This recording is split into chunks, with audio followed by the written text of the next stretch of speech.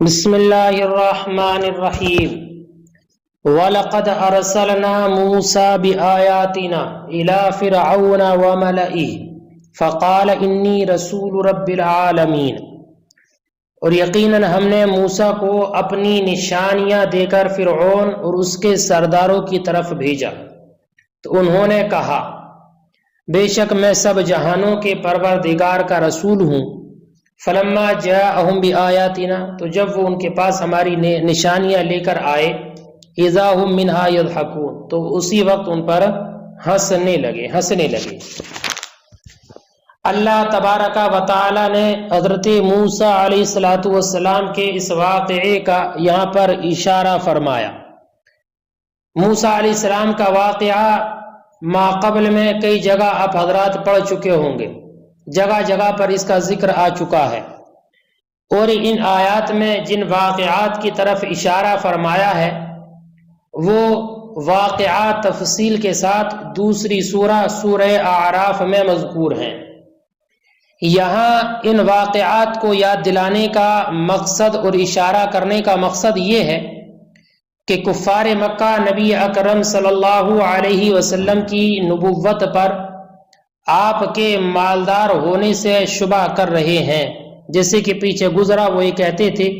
لولا نزل ھذا القرآن علی رجل من القریتین عظیم،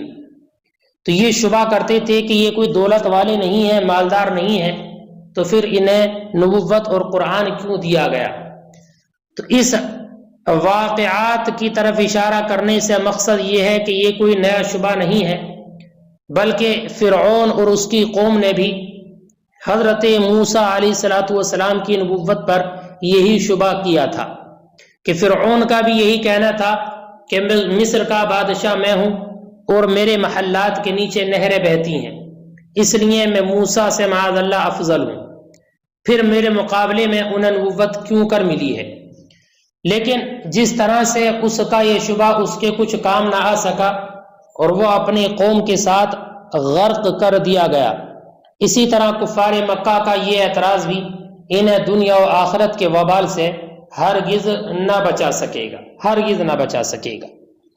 آگے اللہ تعالی ارشاد فرماتا ہے کہ ہم ان فرعونیوں کو کوئی نشانی نہیں دکھاتے تھے مگر وہ اس اپنے سے پہلی مشابہ نشانی سے کہیں بڑھ کر ہوتی تھی، یعنی ایک مرتبہ جو انہیں ہم نے اپنی نشانی دکھائی اور پھر بعد میں نشانی دکھاتے تھے تو وہ پہلی نشانی سے بڑھ کر ہوتی تھی، اور ہم نے انہیں عذاب میں کئی مرتبہ پکڑا تاکہ وہ اپنی ان حرکتوں سے اس کفر سے باز آ جائیں۔ حضرت موسیٰ کو اللہ رب العزت نے اپنا رسول اور نبی بنا کر فرعون اور اس کے سرداروں امراء کی جانب اور اس کی رعایا قبطیوں اور بنی اسرائیل کی طرف بھیجا تاکہ حضرت موسیٰ انہیں توحید سکھائیں اور شرک سے بچائیں۔ آپ کو اللہ تبارک و تعالی نے بہت بڑے بڑے معجزے عطا فرمائے تھے، جیسے کہ ید بیضا یعنی ہاتھ کا روشن ہونا، آپ کو یہ ایک معجزہ دیا گیا تھا۔ لکڑی کا عصا کا اژدہا بن جانا، یہ آپ کو معجزہ دیا گیا۔ لیکن فرعونیوں نے اپنے نبی کی کوئی عزت اور قدر نہیں کی، بلکہ ان کی تکذیب کرتے رہے اور ان کا مذاق اڑایا۔ اس پر ان پر اللہ تعالیٰ کا عذاب آیا تاکہ انہیں عبرت ہو۔ اور نبوت موسیٰ پر اللہ تعالیٰ نے اور بھی بہت سی دلیلیں انہیں عطا فرمائیں، جیسے کہ طوفان کا آنا، کہ ان پر طوفان آیا تو ان کے گھروں میں پانی داخل ہو گیا، یہاں تک کہ پانی ان کے حلق تک جا پہنچا، تو 7 دن تک مسلسل یہ پانی کا عذاب ان پر باقی رہا۔ ایسی ٹڈیوں کا عذاب ان پر آیا، جوؤں کا عذاب ان پر آیا، مینڈک کا عذاب ان پر آیا کہ ان کے کھیت مال اور جان اور پھل وغیرہ کی کمی میں ان کو مبتلا کیا گیا ہے نا۔ تو طرح طرح کے ان پر عذاب اللہ رب العزت نے نازل فرمائے۔ ایسے ہی خون کا عذاب بھی ان پر آیا تھا کہ جب یہ پانی یا کوئی بھی چیز پینے کی کوشش کرتے وہ خون بن جاتی تھی، جیسے کہ ایک آیت مبارکہ میں اللہ نے ارشاد فرمایا فَأَرْسَلْنَا عَلَيْهِمُ الطُّوفَانَ وَالْجَرَادَ وَالْقُمَّلَ وَالضَّفَادِعَ وَالدَّمَ آیات مفصلات۔ تو یہ اس قدر عذاب اللہ رب العزت نے ان پر بھیجے. لیکن ان کا طریقہ یہ تھا کہ جب کوئی عذاب ان پر آتا تو یہ تل ملا اٹھتے تھے اور اس پہ پریشان ہوتے تھے. حضرت موسیٰ علیہ السلام کی خوشامد کرتے، انہیں راضی کرتے اور ان سے قول و اقرار کرتے کہ آپ ہم کبھی بھی غلط کام نہیں کریں گے اور ایمان لے آئیں گے. آپ دعا مانگتے اور پھر ان سے عذاب ہٹ جاتا ہے نا. پھر جب عذاب ان سے چلا جاتا تو یہ پھر سے اسی سرکشی پر اتر آتے اور پھر اپنے وعدے کو توڑ دیتے. پھر ان پر عذاب آتا، پھر یہی ہوتا کہ یہ حضرت موسیٰ کی التجائیں اور تمنا کرتے، جیسے کہ یہاں پر اللہ نے ذکر کیا ہے وَقَالُوا يَا أَيُّهَا السَّاحِرُ ادْعُ لَنَا، اور کہا اے جادوگر، ساحر سے مراد یہ عالم کامل لیتے تھے، عالم کامل ہے نا، بڑا عالم مراد لیتے تھے، اس لیے کہ ان کے زمانے میں علماء کا یہی لقب تھا اور انہی لوگوں میں علم تھا، اور ان کے زمانے میں یہ علم مذموم نہیں سمجھا جاتا تھا بلکہ قدر کی نگاہ سے دیکھا جاتا تھا. لہذا جب انہوں نے حضرت موسیٰ علیہ السلام کو جادوگر کہہ کر خطاب کرنا بطور عزت کے تھا، احترام کے طور پر، اعتراض کے طور پر نہ تھا. اس لیے انہوں نے اپنا کام نکالنا تھا. ہر بار اقرار کرتے تھے کہ مسلمان ہو جائیں گے اور بنی اسرائیل کو تمہارے ساتھ کر دیں گے. پھر جب ان سے عذاب ہٹتا تو وعدہ شکنی کرتے اور اپنے اس قول کو توڑ دیتے تھے. تو اچانک جب ان سے عذاب دور ہو جاتا تھا تو پھر سے یہ اپنی اس عہد سے لوٹ آتے تھے اور اپنے وعدے کو توڑ دیتے تھے. اللہ تعالیٰ نے یہی اس کا ذکر اس میں فرمایا کہ یہ سب کچھ کرنا جب ان قوموں کے کسی کام کا نہ آیا تو یہی حال ان کفار مکہ کا بھی ہے. یہی وہ سب باتیں کرتے ہیں جو پہلے کی قوموں کے لوگ کرتے تھے. تو جیسے ان کو ہلاک کر دیا گیا ویسے ان کو بھی اللہ تعالیٰ عذاب میں گرفتار کرے گا. ترجمہ دیکھیں، وَلَقَدْ أَرْسَلْنَا مُوسَىٰ بِآيَاتِنَا، اور بے شک ہم نے بھیجا موسیٰ کو اپنی نشانیاں لے کر، إِلَىٰ فِرْعَوْنَ وَمَلَئِهِ، فرعون کی جانب اور اس کے سردار قبطیوں کی جانب. فَقَالَ إِنِّي رَسُولُ رَبِّ الْعَالَمِينَ، تو کہا حضرت موسیٰ نے بے شک میں رسول ہوں عالمین کے رب کا. فَلَمَّا جَاءَهُم بِآيَاتِنَا، تو جب وہ آئے ہماری نشانیاں لے کر، الدالة علی رسالتہ، یعنی وہ نشانیاں جو ان کی رسالت پر دلالت کرنے والی ہیں، اذا هم منها يضحكون، تو اسی وقت ان پر ہنسنے لگے. وما نریہم من آیت، اور ہم انہیں نہیں دکھاتے اپنی کوئی نشانی، ہم انہیں کوئی نشانی نہیں دکھاتے تھے، من آیات العذاب، ان عذاب کی نشانیاں، کالطوفان، جیسے کہ طوفان، وهو ماء دخل بیوتہم، اور وہ پانی جو ان کے گھروں میں داخل ہوا، ووصل الى حلوق الجالسین، جو پانی ان کے گھروں میں داخل ہوا اور بیٹھنے والوں کے حلق تک جا پہنچا. 7 ایام، 7 دن تک. والجرات، اور ٹڈی وغیرہ کا عذاب، جو کا عذاب، مینڈک کا عذاب، خون کا عذاب ہے نا، اور ہر ایک ان پر 7 دن یہ عذاب رہتا تھا، 7 دن ہے نا. لیکن پھر بھی یہ التجائیں کرتے، تمنا کرتے اور اس عذاب کو دور کرنے کی دعائیں کرواتے حضرت موسیٰ سے، اور جب عذاب دور ہو جاتا تو پھر سے سرکشی کرنے لگتے تھے. اللہ، اور ہم ان پر نشانیاں نہیں، ہم نے انہیں نشانیاں نہیں دکھائیں مگر اللہ ہی، مگر وہ اکبر من اختہا، اپنے سے پہلی والی سے بڑی ہوتی، قرینتیا، اس سے پہلی جو اس کی ہوتی نشانی اس سے بڑی ہوتی، التی قبلہ، جو اس سے پہلے تھی. واخذناہم بالعذاب، اور ہم نے انہیں کئی مرتبہ عذاب میں پکڑا، لعلہم یرجعون، تاکہ یہ اپنے کفر سے لوٹ آئیں. وقالوا، اور انہوں نے کہا لموسیٰ، حضرت موسیٰ سے کب کہا، لما رأوا العذاب، جب انہوں نے عذاب کو دیکھا. کیا کہا؟ یہ کہا یا ایھا الساحر، یا ایھا الساحر، اے جادوگر. تو یا ایھا الساحر حضرت موسیٰ کو کہنا یہ ان کے نزدیک بطور تعظیم اور بطور عزت تھا، اعتراض کے طریقے پر نہیں تھا، اس لیے کہ یہ کلمہ ان کے عرف اور محاورے میں بہت تعظیم اور تکریم کا سمجھا جاتا تھا،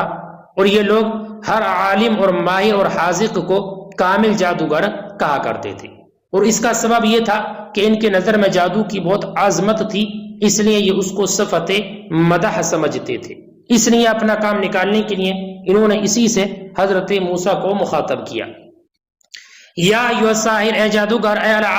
العالم الکامل، یعنی کامل عالم، لأن السحر عندهم علم عظیم، اس لیے کہ جادو ان کے نزدیک بڑا علم تھا.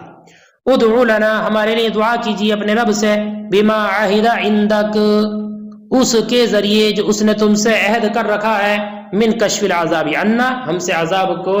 دور کرنے کے بارے میں، ان آمنا، اگر ہم ایمان لے آئیں، اننا لمہتدون، بے شک ہم ضرور ہدایت والے ہیں، ہم ضرور ہدایت پر آنے والے ہیں. اننا لمہتدون، بے شک ہم ضرور ہدایت پر آنے والے ہیں، مؤمنون یعنی ایمان لانے والے ہیں۔ فلما کشفنا بدعاء موسیٰ عنہم العذاب، تو جب ہم نے حضرت موسیٰ کی دعا سے ان سے عذاب کو ہٹا دیا اذا ہم ینکثون، تو وہ فوراً عہد شکنی کرنے لگے، اذا ہم ینقضون عہدہم، تو وہ اپنے عہد کو توڑنے لگے، ویصرون علی کفرہم، اور اپنے اسی کفر پر ڈٹ گئے، جم گئے، جو کفر پہلے کرتے تھے اسی پر ڈٹے رہے اور اس سے باز نہ آئے۔ وَنَادَى فِرْعَوْنُ فِي قَوْمِهِ قَالَ يَا قَوْمِ أَلَيْسَ لِي مُلْكُ مِصْرَ وَهَٰذِهِ الْأَنْهَارُ تَجْرِي مِن تَحْتِي أَفَلَا تُبْصِرُونَ۔ اس آیت کریمہ میں اللہ رب العزت نے فرعون کی سرکشی اور اس کی خودبینی کو بیان فرمایا ہے کہ اس نے اپنی قوم کو جمع کر کے ان میں بڑی بڑی باتیں کی اور ان میں اپنی بڑائی بیان کرنے لگا اور کہا میں تنہا ملک مصر کا بادشاہ نہیں ہوں، کیا میں بادشاہ نہیں ہوں؟ یعنی ہاں ضرور میں اس ملک کا بادشاہ ہوں، کیا میرے باغات اور محلات میں نہریں جاری نہیں؟ کیا تم لوگ میری عظمت اور میری سلطنت کو نہیں دیکھ رہے ہو؟ تو یہ سب کچھ میرا ہے، اس سب کا مالک میں ہوں۔ تو پھر موسیٰ اور اس کے ساتھیوں کو دیکھو جو فقراء اور ضعفاء ہیں ہے نا، تو پھر یہ کیوں کر نبوت کا دعویٰ کرتے ہیں، ہے نا، کیوں یہ ایسا کرتے ہیں، کیوں یہ لوگ اپنے آپ کو مجھ سے افضل کہتے ہیں، میں تو ان سے افضل ہوں، ان سے بہتر ہوں، جبکہ یہ حقیر ہیں، حقیر ضعیف ہیں، ولا یکاد یبین، اور قریب ہے کہ بات بھی واضح نہ کر سکیں، قریب نہیں کہ وہ بات واضح کریں، یعنی ان کی زبان میں لکنت ہے، اپنی بات کو لوگوں کے سامنے ظاہر بھی نہیں کر سکتے، سمجھا بھی نہیں سکتے، تو میں تو ان سے بہتر ہوں۔ انا بعض مفسرین نے یہ کہا ہے کہ حضرت موسیٰ علیہ السلام نے بچپن میں اپنے منہ میں آگ کا انگارہ رکھ لیا تھا جس کا اثر زبان پر باقی رہ گیا، انا اور فرعون یہ کہتا تھا کہ یہ صحیح سے اپنی بات کو سمجھا نہیں پاتے، تو یہ افضل کیسے ہوئے، میں ان سے افضل ہوں۔ حالانکہ یہ فرعون کا مکر اور دجل تھا، جبکہ حضرت موسیٰ علیہ السلام بالکل صاف گو تھے، صحیح کلام کرنے والے تھے، ذی عزت بارعب اور باوقار نبی تھے۔ چونکہ یہ فرعون ملعون اپنی کفر کی آنکھ سے اللہ کے نبی کو دیکھتا تھا، اس لیے اسے یہی نظر آتا، حقیقتاً ذلیل و غبی تھا، ذلیل و رسوا تھا۔ حضرت موسیٰ علیہ السلام کی زبان میں اس انگارے کی وجہ سے جسے آپ نے بچپن میں رکھ لیا تھا منہ میں کچھ لکنت آئی تھی، زبان میں کچھ کمی آئی تھی، لیکن اس کے بعد میں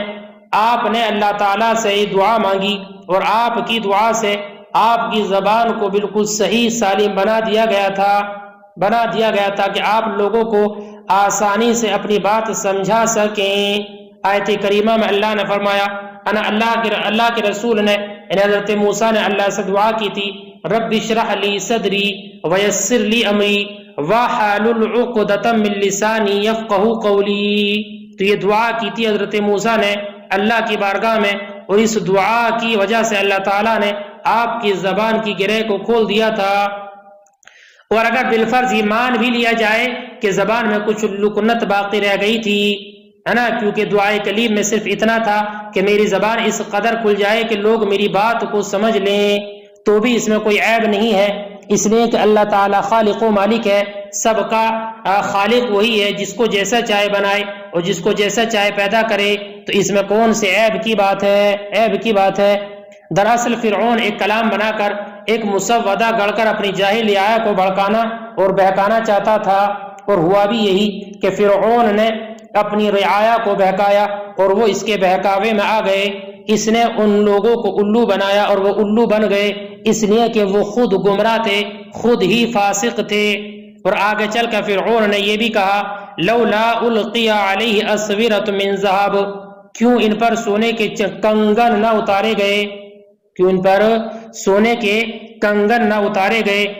سونے کے کنگن اتارے جاتے، اس لیے کہ اس وقت میں عادت یہی تھی کہ لوگ اگر کسی کو اپنا سردار بناتے تو اسے سونے چاندی کے کنگن پہناتے اور سونے کا اس کو ہار وغیرہ پہناتے، تو ان کے ساتھ کنگن اتارے جاتے۔ یا ان پر آسمان سے ان کے ساتھ فرشتے نازل ہوتے جو ان کی سچائی کی خبر دیتے یہ سب بے حقیقت اور بے بنیاد باتیں یہ کر رہا تھا اپنی قوم سے، اور اس کی قوم کے لوگ چونکہ فاسق و فاجر تھے وہ اس کی بات پر لبیک کہہ رہے تھے اور اس کی بات کی تصدیق کر رہے تھے۔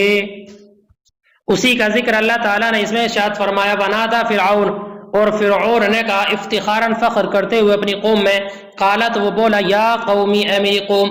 الیس لی ملک مصر، کیا یہ ملک میرا نہیں ہے، وہذی الانہار، اور یہ نہر ہے یعنی دریا نیل وغیرہ، تجری من تحتی جو میرے نیچے بہتی ہیں، اے تحت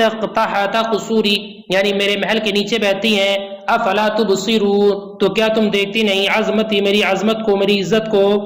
ام تبصرون یا تم دیکھتی نہیں، وحینئذ اور اس وقت میں انا خیر من ھذا میں اس سے بہتر ہوں یعنی موسیٰ سے، الذی ہوا مہین جو حقیر ہے کمزور ہے ضعیف ہے حقیر ہے، ولا یکاد یبین اور قریب نہیں کہ وہ بات واضح کریں، یظہر کلامہ اپنے کلام کو ظاہر کریں، للغصتہ